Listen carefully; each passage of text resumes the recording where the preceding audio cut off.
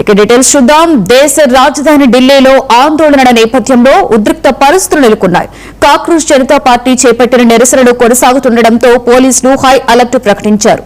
భద్రతా కారణాల దృష్ట్యా ఉదయం 7:30 నుండి మెట్రో రైలు సేవలను తాత్కాలికంగా నిలిపివేశారు.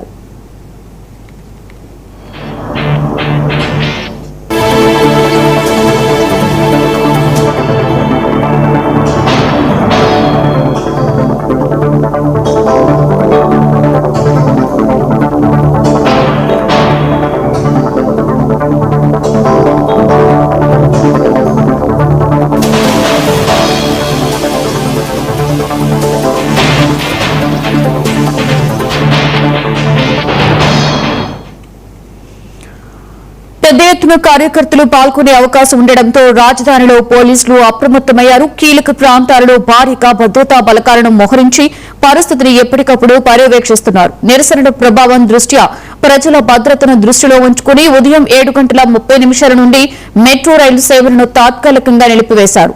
ట్రాఫిక్ ఆంక్షలు కూడా అమల్లో ఉండడంతో ప్రజలు ప్రత్యామ్నాయ మార్గాలను వినియోగించాలని అధికారులు సూచిస్తున్నారు.